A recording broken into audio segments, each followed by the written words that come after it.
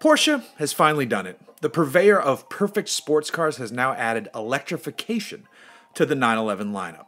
For the 2025 model year, you can check the box marked GTS and you'll get a Porsche 911 capable of great performance figures with the added help of its hybrid powertrain. Heck, even the turbocharger on this one is electrically driven.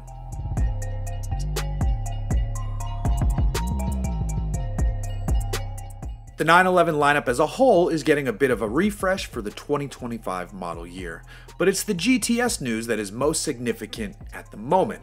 That's because this is the trim that receives the first ever hybrid setup for a 911. Thankfully, Porsche refers to this as a performance-focused hybrid powertrain, and it makes sense as soon as you start diving into the specs. The 2025 Carrera GTS Coupe will go from 0 to 60 miles per hour in just 2.9 seconds.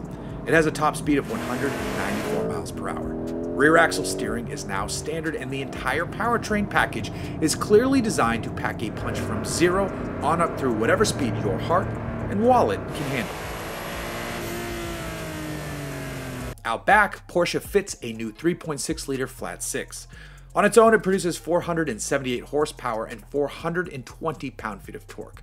The single turbocharger features an integrated electric motor that's located between the compressor and turbine wheels. It can get the turbo on boost incredibly quickly, and it even serve as a generator to develop as much as 11 kilowatts of power. This newly developed boxer mill doesn't need a belt to drive its accessories. The AC compressor is powered electrically, and the water pump has been relocated internally in the engine. These changes allow Porsche to keep the flat six nice and compact for packaging needs. The electric motor that's the heart of this T hybrid system sits inside the 8-speed PDK gearbox. On its own, it can deliver 110 pound-feet of torque from idle. This means you can rip away from the line with instant power. The total combined system output is rated at 532 horsepower and 449 pound-feet of torque.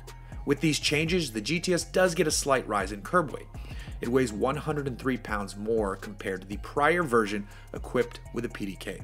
Sadly, this move to a hybrid setup does mean that the GTS with the manual gearbox is no more. And that's a bit of a shame, since the GTS has long been my favorite trim of basically every version of Porsche it's offered. But specifically with the 911, it's long been a truly great middle ground of performance and daily livability.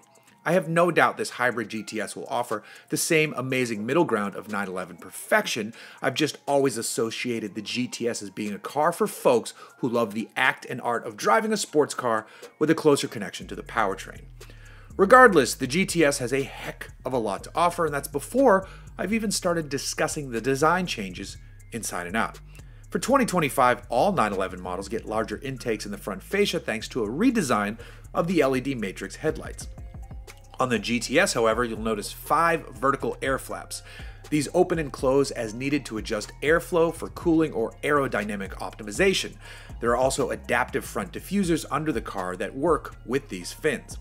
On the rear, you'll find that great light bar with the Porsche lettering and a rear deck lid grille design that has been reworked. And the GTS itself gets a sport exhaust system as standard kit.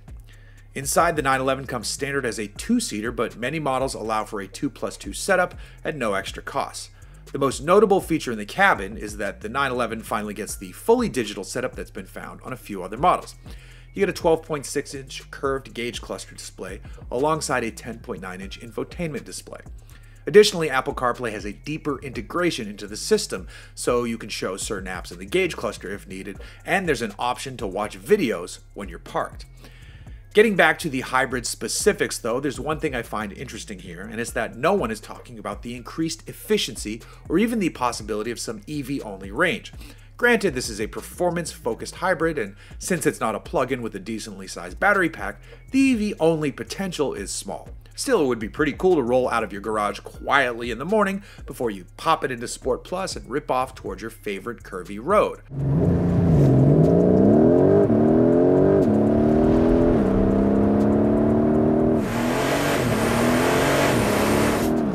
I'd have to imagine that even with the added power and performance, you're still likely to see a fuel economy improvement compared to the prior GTS.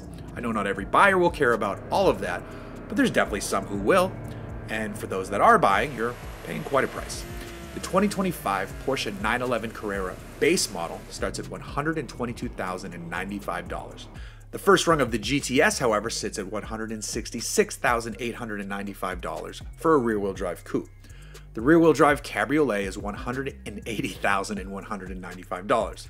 An all-wheel drive coupe is $174,695, while the all-wheel drive convertible is $187,995. And finally, the 911 Targa 4 GTS is also $187,995. Of course, you still have many options available to push those numbers higher. Plus, there's still the Turbo, Turbo S, and GT3 RS sitting well above.